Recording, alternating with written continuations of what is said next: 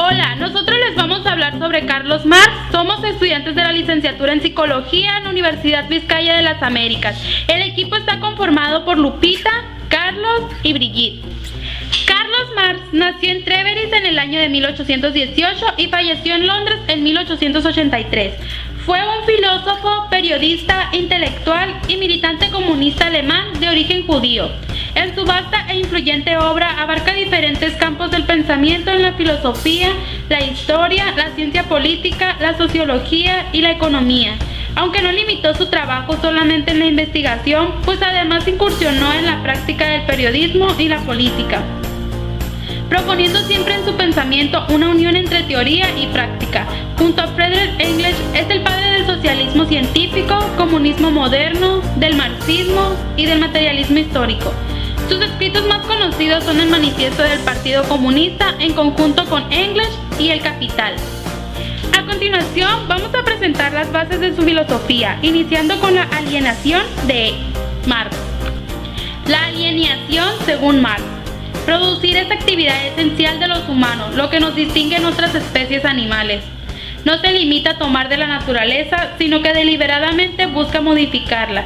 El trabajo como actividad productiva libre es actividad en la que el ser humano expresa su humanidad y su verdadera naturaleza, como un vestido, estatua o casa.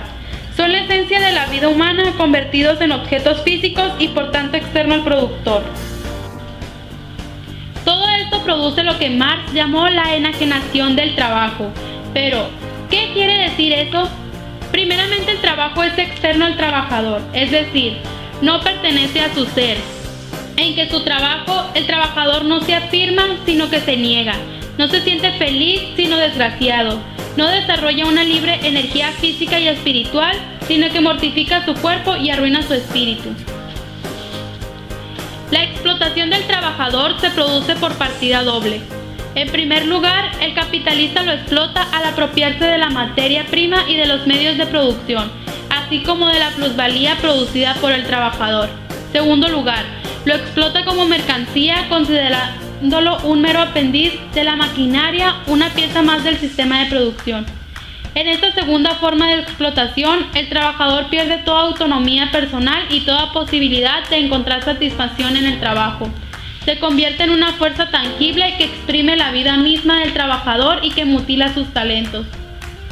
La alienación toma sus fuentes de la explotación y al final pasa por la desaparición de la sociedad que la ha producido.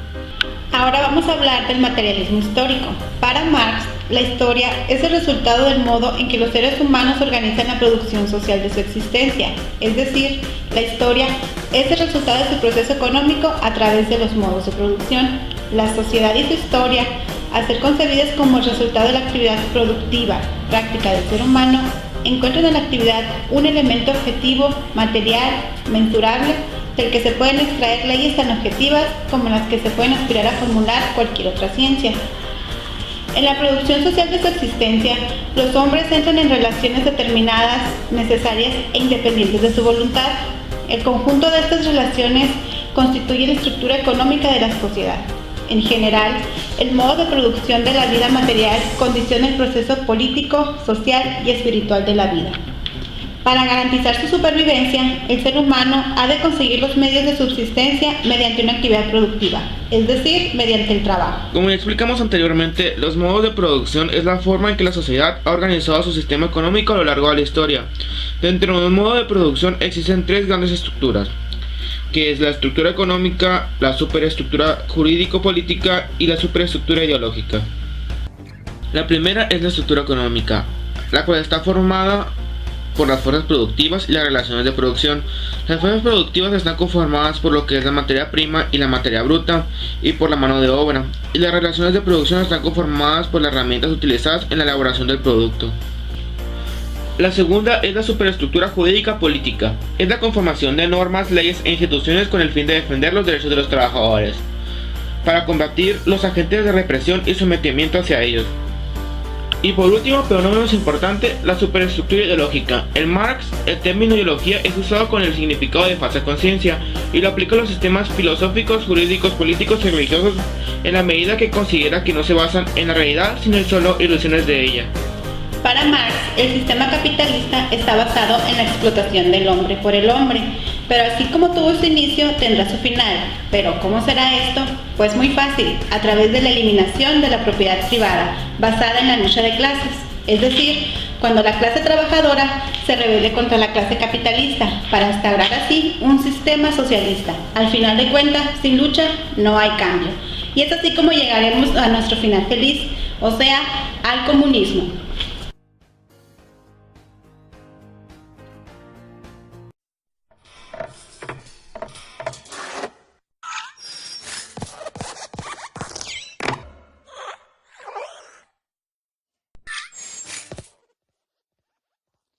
Érase una vez, hace muchísimo tiempo, en un planeta no muy lejano llamado Tierra, aproximadamente 600.000 años atrás, apareció el Homo sapiens. Así que la historia continúa. Empezaremos contando un cuento acerca de los modos de producción, pero primero debemos entender qué son modos de producción. Y estos son la forma en que los hombres han resuelto históricamente sus problemas económicos. Como ha sido históricamente, empezaremos un viaje a través del tiempo y nos devolveremos a nuestro primer modo, que se llama comunidad primitiva. Aquí existía la propiedad colectiva de los medios de producción, así que no existían las clases sociales, y las relaciones sociales eran solo de cooperación y ayuda mutua. No había explotación del hombre por el hombre. Todo lo que se obtenía era para satisfacer a la comunidad, es decir, autoconsumo y autosubsistencia. Pero no todo fue colectivo. Cuando se crearon los primeros instrumentos de producción, aparece la primera división del trabajo. En esta época, la mujer tiene un súper papel. Era la encargada de la distribución de la producción. La segunda división del trabajo surge cuando se elaboran las vasijas de barro. Como se produce más de lo que se consume, esto genera excedente de producción y aparecen los mercaderes, con el trueque y la tercera división del trabajo. Poco a poco vamos entrando a una etapa de transición y pasamos de la época primitiva a la época asiática, es decir, modo asiático de producción o cultura de los ríos. Se desarrolló en Egipto, Persia y también en los mayas, aztecas e incas. Entre los inventos está el arado y canales de riego, utilización de la rueda como medio de transporte. Aquí existe un soberano llamado déspota, quien cobraba los tributos o esclavizaba. En este modo asiático se ve la explotación colectiva y generalizada del excedente. La explotación del hombre por el hombre no era personal sino colectiva, propiedad de la comunidad. Las relaciones sociales son una clase dominante y por tanto habrá clases dominadas. Marx llamó esclavitud general, que es la libertad personal del individuo. Y así, mis queridos amiguitos, vamos entrando a el esclavismo. Cuando una civilización entraba en guerra con otra, sometía a los vencidos a ser esclavos en vez de matarlos. Esta sumisión era con el fin de asegurar su alimentación. Un ejemplo de esto es el Imperio Romano. Muchas otras culturas se desarrollaron bajo la influencia de este modo de producción, como la egipcia, babilónica y la fenicia. En el esclavismo apareció y se desarrolló la propiedad privada de los medios de producción. Recordemos que estos medios son los elementos materiales. Pero la particularidad es que la clase social dominante, que eran los esclavistas, no solo eran dueños de los medios de producción, sino también del productor, que pasaría a ser el esclavo. Algo para resaltar de este modo de producción es que la parte cultural fue muy floreciente, y ciencias como la filosofía, astronomía y matemáticas tuvieron un gran auge. En otras características de este modo de producción podemos destacar lo siguiente: el gran desarrollo de la agricultura, la ganadería, la utilización de piedras preciosas en herramientas, la creación y utilización de la moneda, lo que facilitó el intercambio de productos. Muchos esclavos enojadísimos se rebelaron porque ellos querían mejorar, dando inicio al paso del esclavismo al feudalismo. No olvidemos que los esclavos son la fuerza productiva de la sociedad. La tierra forma parte importante de los medios de producción. Es por eso que el feudalismo fue otro de los medios de producción con diversas características. El feudalismo es un sistema en el cual un señor feudal otorga la propiedad de una tierra a un noble para que él la explote.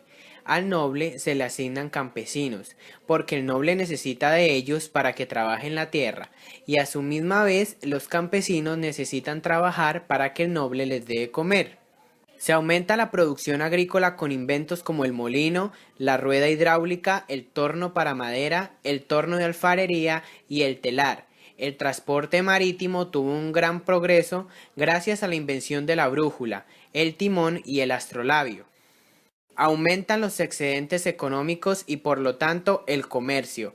Los oficios se organizaron en gremios. Las relaciones sociales son feudal y servidumbre, sabiendo así que un feudo es una porción de tierra que pertenece al señor feudal a cambio de que éste le preste servicios militares al rey. Los feudales son dueños de los medios de producción y la servidumbre son los dueños de los instrumentos y tenían que pagar la renta al señor feudal. Así hemos llegado al final de nuestro viaje en el tiempo de los medios de producción.